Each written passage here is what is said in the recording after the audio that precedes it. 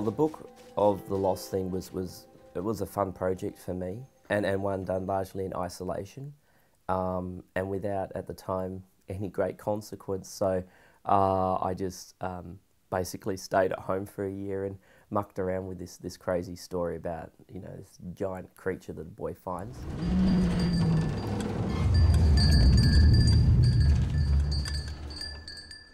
I guess the biggest difficulty with making the film was the sheer duration of it. From the point of early storyboarding to completion of and delivery of the actual film, you know, that was about 9 years. And often we would veer off track with this film because we'd start storyboarding something, a clever idea, but had nothing to do with the central themes of the story.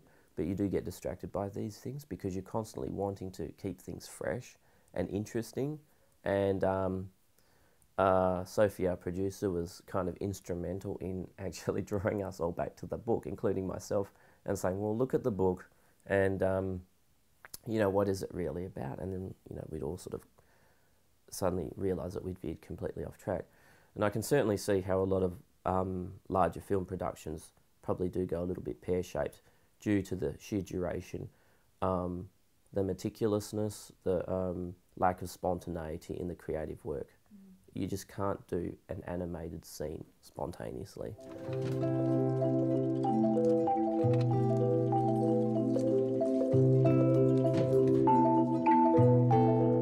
For me personally, certainly the Academy Award has probably changed the level of exposure received by existing work.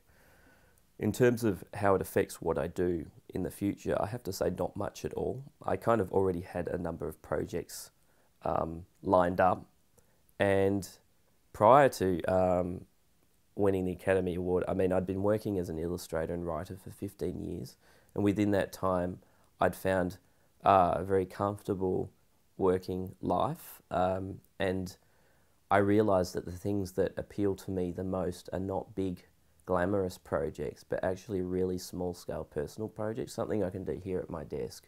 Okay, this is my studio.